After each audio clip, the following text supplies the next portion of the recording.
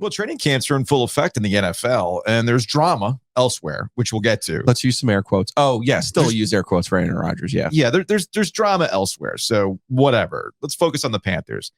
And this is where I have to change my own mindset when it comes to the Carolina Panthers, because the Panthers have done an amazing, and we've brought this up before, and it bears repeating. The Panthers have done an amazing job of getting everybody to feel good about the team again. They hit a low point under Matt Rule.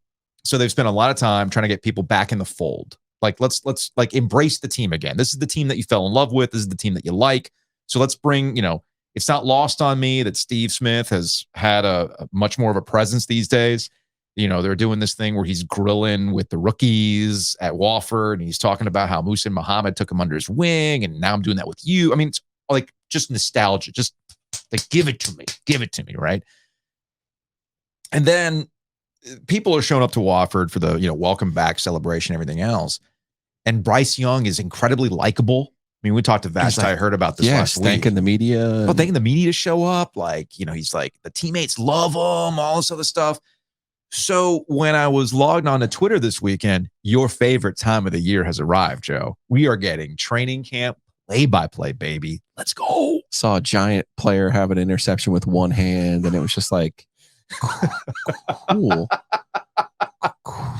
So Bryce Young threw a couple picks over the weekend. Uh-oh. What does that mean? Against other professional players? Crazy, right? No. Get out. So it's this thing where it's like, well, Bryce Young had to shake off a little bit of a slow start at camp. It's a lot of you drinking from the fire hose. It's okay, man. Like, don't harsh my vibe. Like, the Panthers got me feeling good. I don't need to be hearing about Bryce Young throwing picks. I don't got to worry about him throwing picks. I refuse to worry about him throwing picks. In fact, when we get to the first preseason game, if his first series is I'm still not going to be like, what does it mean, Joe? Do you know why? Is he a bust already? I'm not going to do it. Why? I refuse to do it. Because now is the time to do those things. I know. Unlike the Matt Rule error where he was like, let me just hide these players. Yeah, right. So that by the 5th week of the season, we'll definitely be ready instead of being ready for the opener. Don't worry about Bryce Young. I just had this conversation with my brother-in-law. I love what they've done with him. Mm-hmm. I do not expect, and I've heard a little bit, always a pocket Mahomes, like a pocket size Mahomes. That's not who this guy is going to be. It was like Game Boys back in the day. Yeah. The Game Boy Pocket. I'm just telling you right now, that's not who this guy's going to be. Okay, that's fine. I think he's going to be very good, though. I think he's going to be very steady. Mm-hmm. And I think they're going to use him in a way this year in particular with the pieces that they've put around him. I can't say enough good things about Hayden Hurst. Mm-hmm. If you're in my fantasy league right now, understand I'm taking Hayden Hurst. If you're in my fantasy league, understand Miles Sanders is someone that you're going to want to take. Because if you look at the way that Miles Sanders was used in Philly, you look at the running backs that Frank Reich used in Indy, got to start putting those pieces together.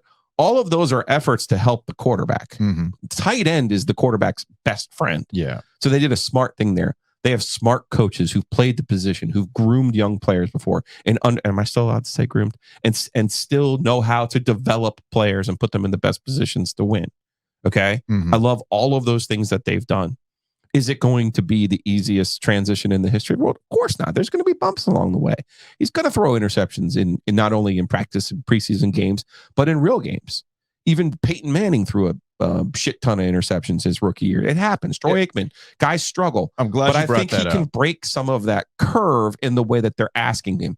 They're not asking, if this makes any sense, they're asking Bryce Young to be the face of the franchise. They're not asking him to be the savior of the franchise. They're not putting him out there like they did Cam Newton and saying, oh my God, you're this amazing physical freak. I need you to just go make plays any way that you possibly can to make us relevant and interesting. Mm-hmm. They're putting him into a very calculated position where they are now in a situation where they could make the playoffs this year. That's very rare in year. A lot of guys come in and call it year 0. Mm-hmm. No such thing as year 0 in the NFL, obviously, or a 7-year plan in the NFL, obviously. They're putting him in a position to be successful right now, but it's also going to be slightly conservative. Yeah, I'm in agreement with you on that, but I'll take it a step further.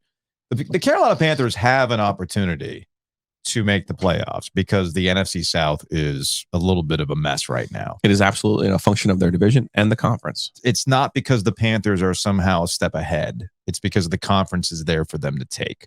So if it's there for you to take like it was last year, well, I was going to say, which it was last which year. it was last year, and they almost did it, but things fell apart. It's whatever. Okay, it'd be great, but it's not the end of the world if they don't. It really is, what do they have in Bryce Young in year one? Is it something they can build around and then continue to build around it? Because again, the nature of NFL teams right now with rookie contracts is that if you feel like you've got this guy, and clearly they do because they moved up to get him, well, then you're going to do what you can to build around him. And this is more of a 3-year plan than it is, all right, you got to get right back now. It's development. And that's the one thing that I feel the Panthers have done so far without being on the ground, without being in the room. It's all based on vibes. It's all based on how the Panthers are presenting themselves. And it's also who they hired in Frank Reich and who they've got around Frank Reich on that coaching staff, that they're doing the steps necessary not to ruin the development of Bryce Young. That's the most important thing about this season more than anything else. Do not get in the way of his development. And so far, I'm pretty confident that they're doing it the right way. And I'm not really sweating any of the day-to-day details about, did he throw a pick today? I mean, honestly, the thing that actually made me feel alive this weekend was we had a fight. Oh, Travis Kelce? No, on the Panthers. I was going to say, as long as Bryce Young's not punching JC Horn, we're fine. He's not. We haven't seen Cam. Who did Cam Newton, the corner? Yeah, well, I can't remember who it was that he did. Josh Norman. Was it Norman? Thank you. It was Josh Norman. Thank you. For some reason, I couldn't remember that. Steve Smith punched a guy once. I mean, it is what it is. I mean, more than one. Yeah, probably a couple times. So we saw a scuffle during scrimmage over the weekend. It's like classic camp. Like, these guys are just sick and tired. I'm like, they literally just got there. How are they already sick and tired of it? They're ready to put pads on and start hitting. I'm getting all the cliches, man. I'm very, very excited about this.